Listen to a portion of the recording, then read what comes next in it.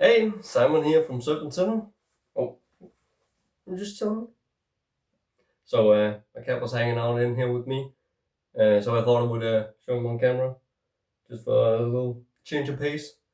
He's here very reluctantly.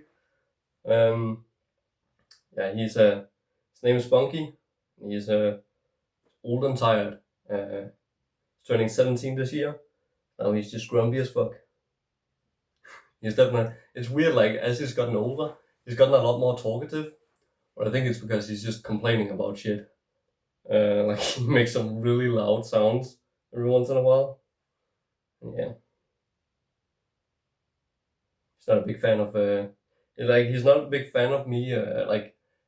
He likes being picked up. He doesn't mind, but whenever I sit down with him, he always gets like really uneasy. Like when I'm sitting down and rubbing him. So yeah, say hi. He's not interested. He just wants to lay in the corner somewhere. You're gonna lay in my cardboard again? Oh. Anywho, today, today I'm just on a roll. I got time, so I'm gonna crank out some vids today. Don't really have that many ideas. So we're just gonna be shouting out a band which is pretty goddamn underrated, which I think not a lot of people are aware of. And the reason why is it's not really metal, but it's for that same fan base. It's like you're really hard pressed to call this a metal band, I would say. It's more like hard rock, but it still has that like I guess heavy metal background essence, sort of. And it is the band Quartz.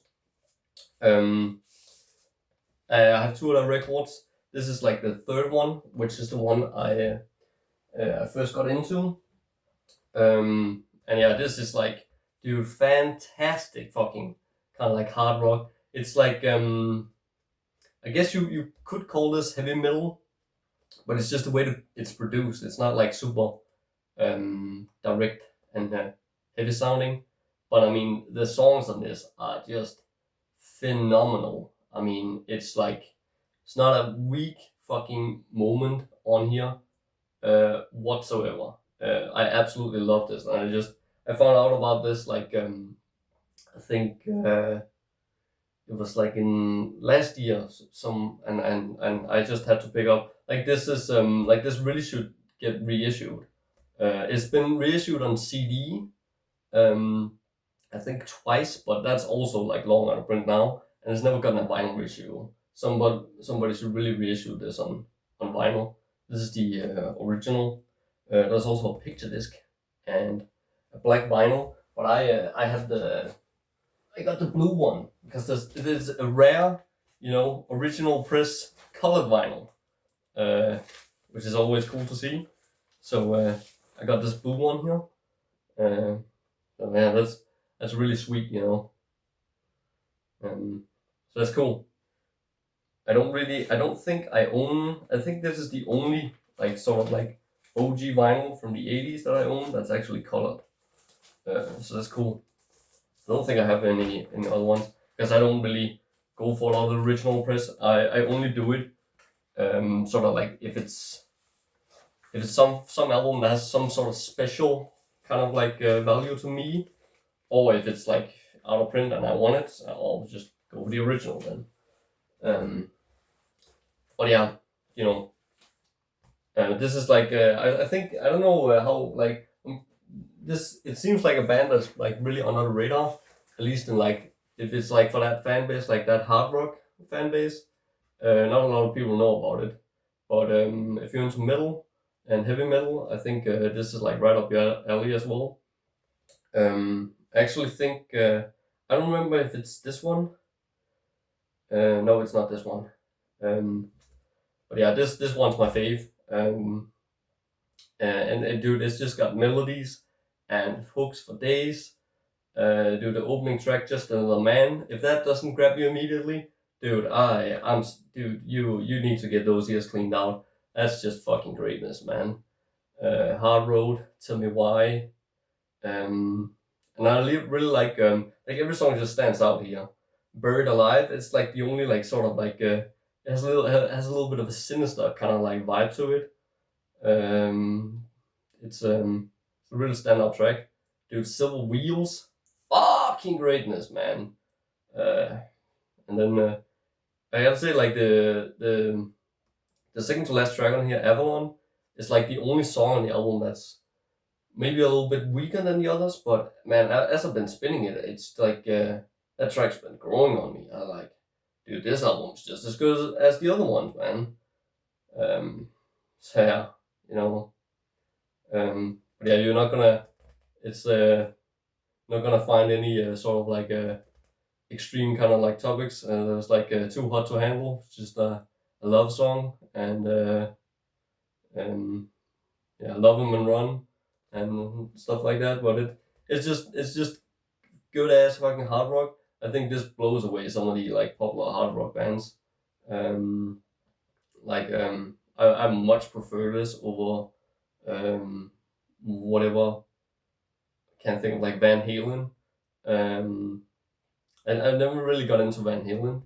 Um, or CC Top's pretty. I don't know. This is just music my dad listens to, you know. So I don't know. I've just never really given them a proper chance, I guess. Um, but yeah. Um, so that's the third album, my favorite one. But then we got the second one too, and this is also an original press because again, somebody needs to reissue these on vinyl. I would fucking love to do it, but I know that's never gonna happen. Uh, just because like it's gonna be a fucking scavenger hunt, like who owns it, and then who has the artwork, and can I even get permission? Then they want a cash deal because it's on some bigger label, and it doesn't really fit my brand, I guess. But I would make an exception to this. I don't know. I'll like create a sub label or something because I absolutely love this stuff. I think this should get reissued. I think this is actually available on CD still. It's been repressed a couple more times on CD, this one, but still no vinyl reissue. At least not as far as I remember. It might be a later one, but then it's also out of print. And this just get like a deluxe. Like there's no wait, there's actually an insert in this. Oh yeah, it's an insert. I think there's also I can't remember if there's an insert in the other one. But yeah, it has lyrics and you can order merch here. Black T-shirt, only £3 and 40 cents. And black sweatshirt, £7. Oh god damn, man! I'm gonna write these guys up, man. I need that long sleeve, man. That's cool. And I think it's this album. I think it's produced by Tony Iommi actually, which is then again like weird. How does nobody know about this band? Like Tony Iommi was involved with this. He gotta let people know, you know, because this is fucking great. Does it say on here?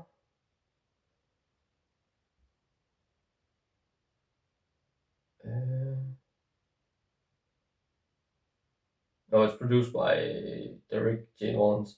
So it's like he's involved with this album. It says on here somewhere. Um,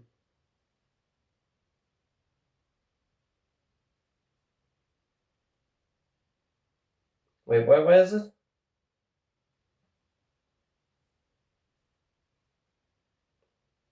Tony Iommi technical assistance and for just being there. It says right here down in the corner. So that's cool. Cool. It's like it's always like fun picking up sort of like vinyl and reading the thanks list and then like seeing like little things like that. And it also says on there that the production was attacked by gremlins and really was again recorded against all odds. It's cool. It's always fun reading like little details in that, like in the liner notes on albums while you're listening to the album. But anyway, this album is like this from 1980. The other one's like from '83, I believe. This is the second album, Stand Up and Fight. This is definitely, if you want a more heavier sounding album or more sort of metal record, this is the one. It has like a much heavier sounding production. Dude, this sounds fucking dude, it sounds phenomenal, dude. Like how is it that production and shit goes backwards? This is like a professional production from the 1980s, but like a professional production nowadays, it just sounds fake, man. This sounds like organic, and it's like so. The guitars and the bass on this are so fucking heavy sounding. I mean, it's like, dude, completely pristine. Like, I love the way this sounds. Um,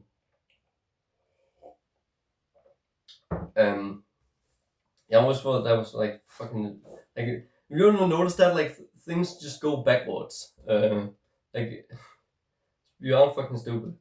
Um, but yeah, and it's not. I don't think it's due to the fact that it's analog.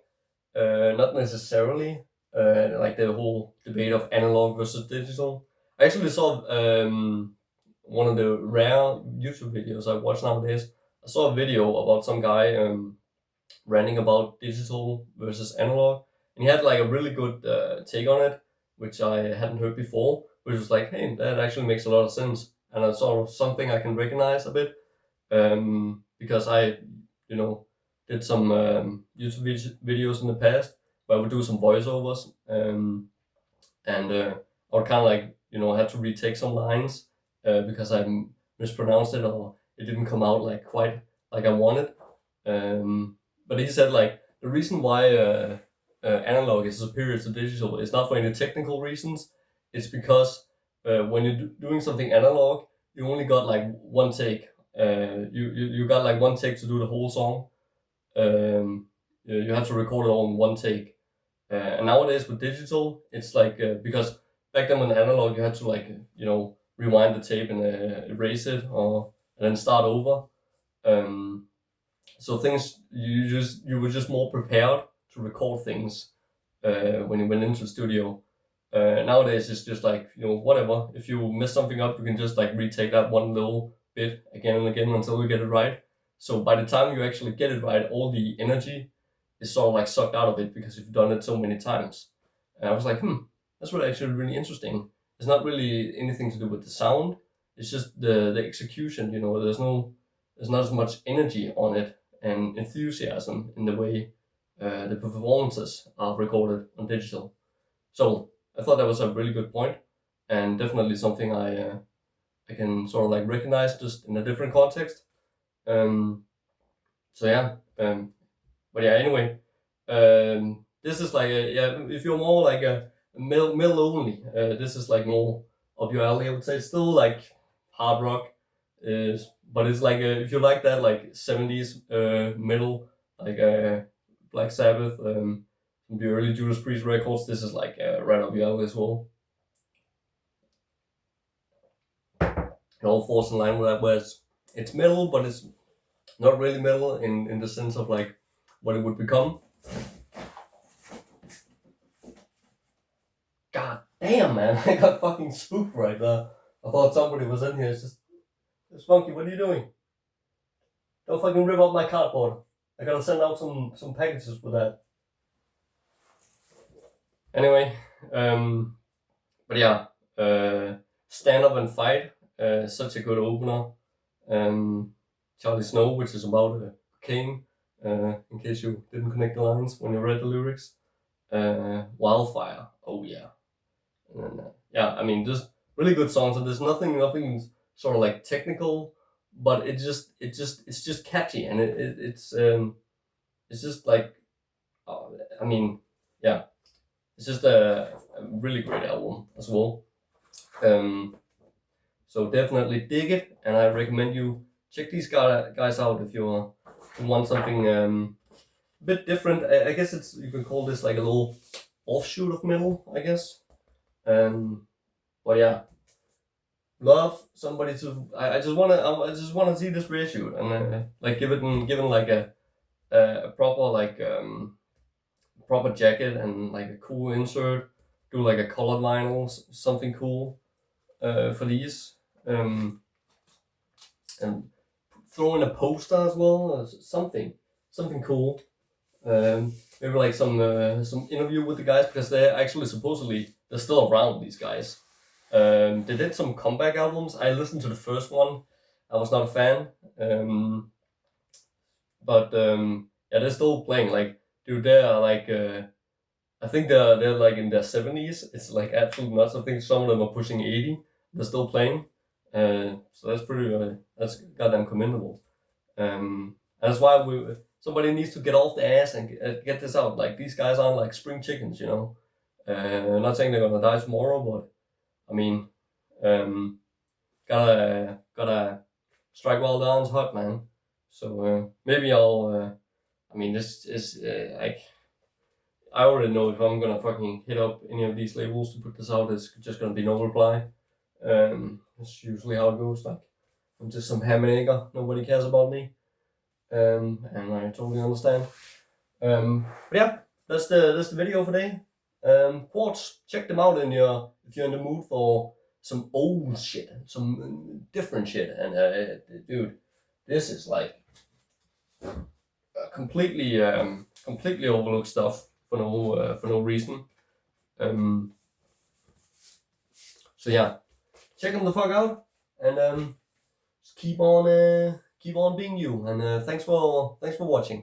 All right, bye.